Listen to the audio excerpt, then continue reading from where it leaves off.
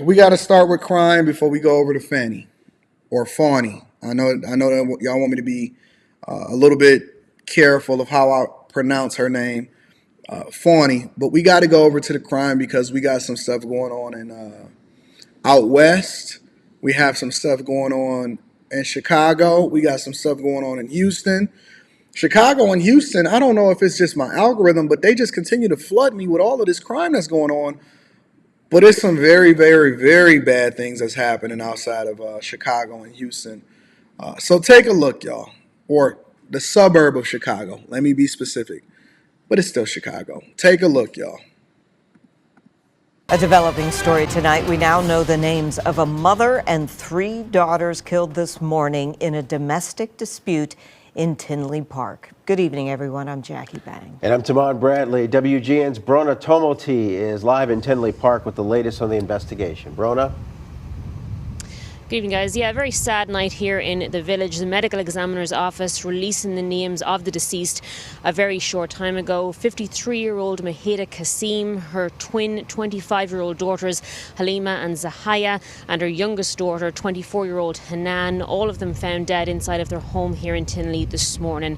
One man was taken into custody here at the scene. His relationship to the 4 women yet to be officially confirmed. We're told he is still being questioned, but it is a tragedy that has shaken the entire neighbourhood. It's a big shock to me. Big shock to everybody in the neighbourhood. Michael Murray lives in Tinley Park, close to an area swarming with squad cars this morning. All the sirens and everything. That same site waiting for Charlotte Vitkes as she arrived home from Mass. So shocking for a Sunday morning too. Such a good family that had a bright future. Her daughter is sure something terrible had happened at a nearby home on the 7400 block of 173rd Place. Mom, there's 18 squad cars there. Something happened at their house. And she was right. It's still not secure. There's about 4 people down with gunshots. When authorities arrived shortly before 11:30 a.m., they found 4 members of the same family dead inside. Mother Maheda Kasim, 53. Halima Kasim, 25, Hanan Kasim, 24, Zahaya Kasim, 25. So all of these were adults.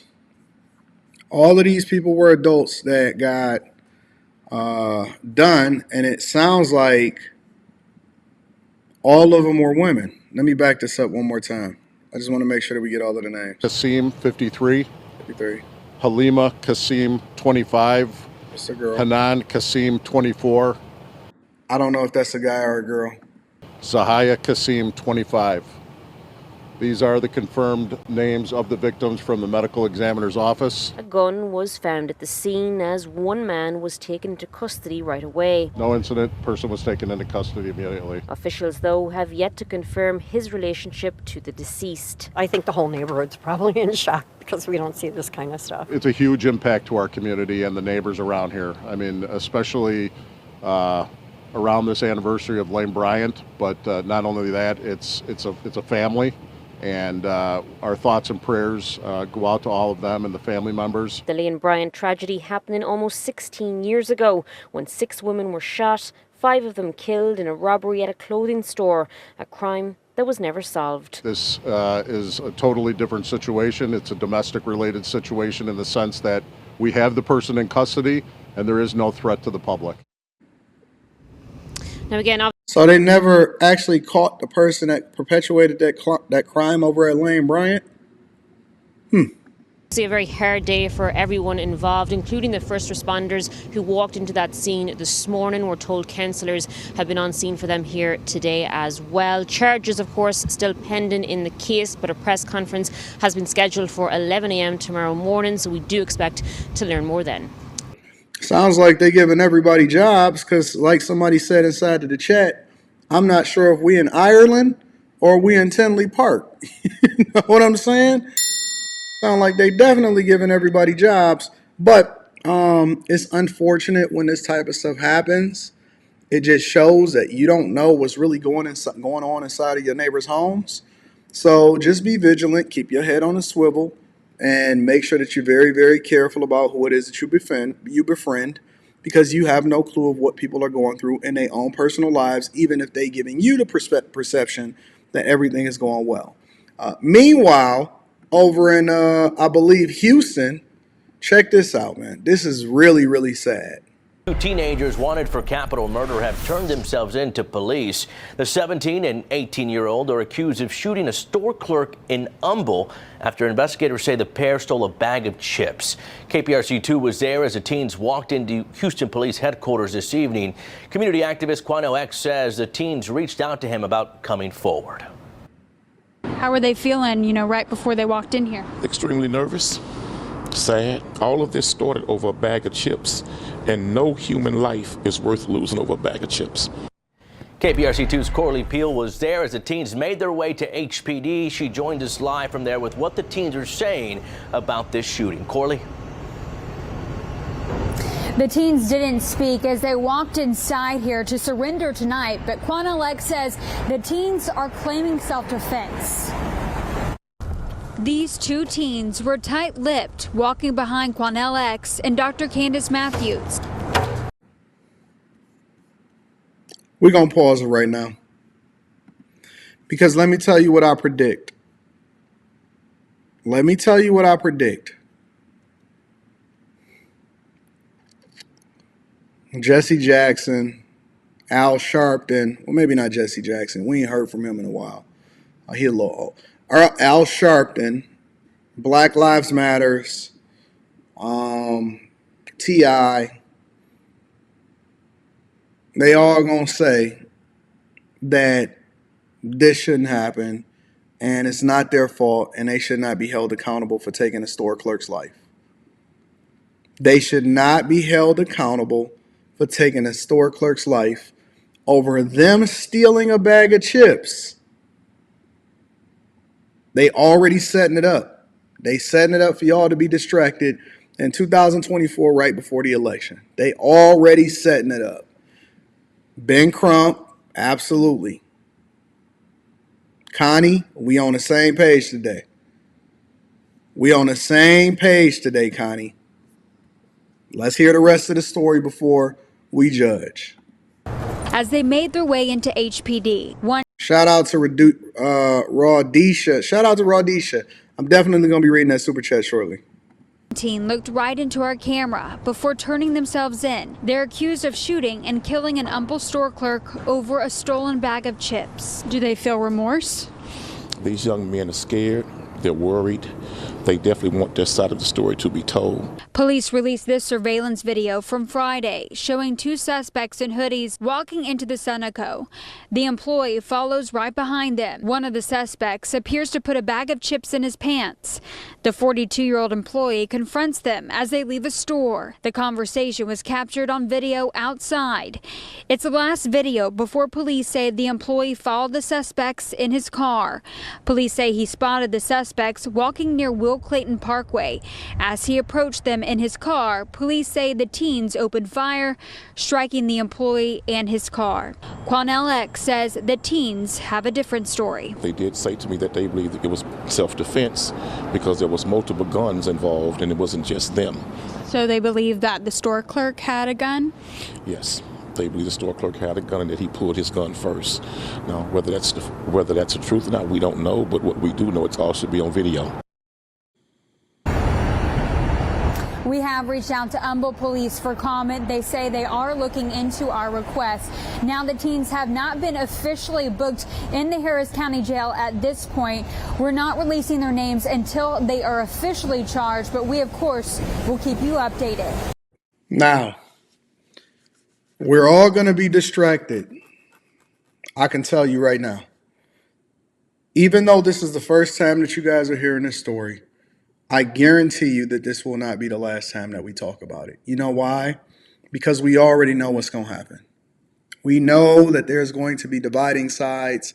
We also know that if you are not in the favor of these teens, that you are going to be called everything out of the book. If you're a white person or anybody that's not black, they're going to call you racist. If you're a black person, they're going to call you an Uncle Tom, which they don't even know that Uncle Tom was the hero. Or they may call you Ruckus, Uncle Ruckus. We all know that they're going to call you a sellout, that you must like Trump, all of this stuff, right? And first of all, it's a distraction. is clearly a distraction so that people focus on things that doesn't matter. The real core of the issue is okay, it's two things. Because all of this could have been prevented not based off of the fact that the store clerk followed them because they stole. That's number one. Why are you stealing? Because, see, the narrative is already being painted for them to say, well, nobody's life is worth a bag of chips. Do you know that when you used to steal back in the day that they would chop your hands off? That they would take one of your fingers? The question is, why are people stealing? Why is it okay for you to commit a crime and then say, well, it's not worth it for somebody to have to lose their life over a bag of chips? The person that lost their life is the person that got stolen from. People put their all into their businesses. I mean everything. They put their last dime and money that they don't even have. They be borrowing from friends and family just to keep their businesses open, just to get their businesses running. They work their businesses in most instances. So number one, the question is, why are you stealing? Why are you purposely and intentionally going into a store? You drove a car, it cost you more in gas to get there so you could steal some chips. That's number one. Number two, why are you walking around with a pistol and you a teenager? 17, 18 years old, walking around with a pistol and you a teenager. And see, because we don't want to ask the questions, because the only part of the conversation that matters is whether or not it fits into our diversity, equity, and inclusion and victim Olympics, that's the only thing that's going to be asked. Meanwhile, the person that was at work all day, working, grinding, hustling, trying to make sure that they support their businesses or whatever, is the person that then ultimately lost their life, and they were the ones that's getting stolen from. Shout out to Houston, man. Watch. I guarantee you this is not going to be the end of it. I guarantee you that this is not going to be the end of it. But I'm going to say I told you so. Let's continue. Over on the West Coast, over in Oakland, they having a theft problem themselves. Take a look. Or a crime problem. Not just a theft problem, but a crime problem. Take a look. Now to Oakland, where concerns about crime at their only In-N-Out right by the airport has caused a company to decide to close the location for good. In-N-Out is just the latest in a long line of businesses that have shut down in the last year, citing crime as a driving factor. Customers and workers we spoke to today tell our Dahlin they are angry about the closure, but not surprised. The drive-through line at this Oakland In-N-Out is always very long. The company made it very clear this is a very busy and profitable location. They say the issue is crime and safety.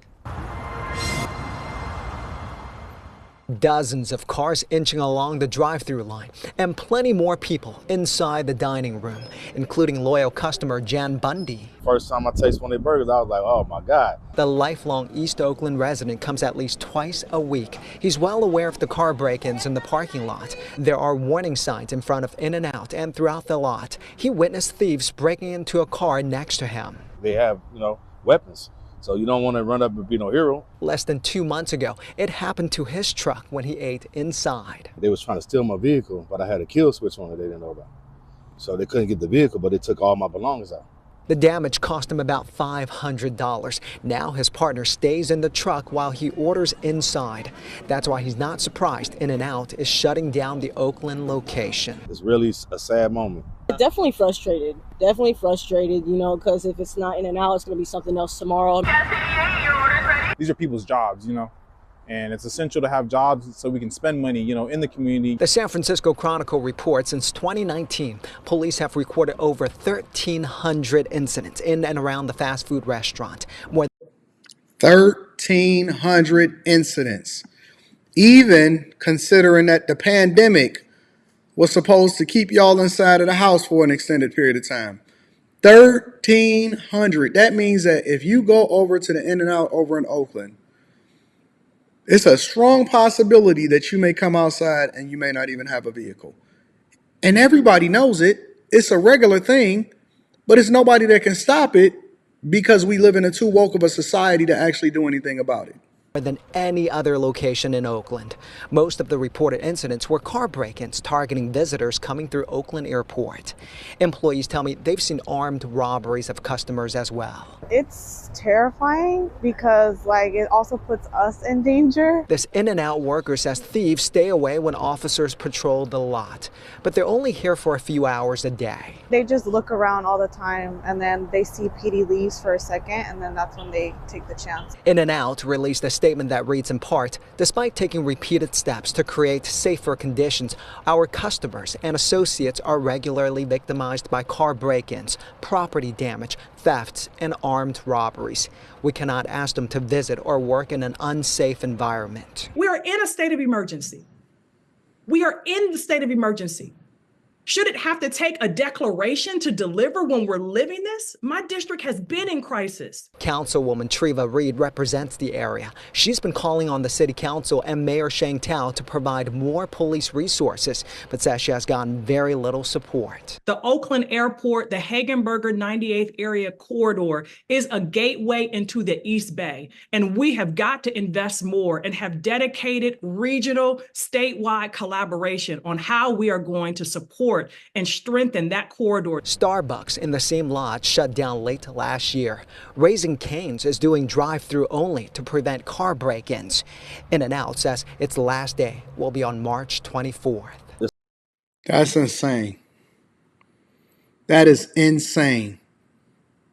That they can literally, thieves and car robbers and jackers can patrol the lot so much so to where they're forcing businesses profit. See, listen, this is not even businesses that's suffering.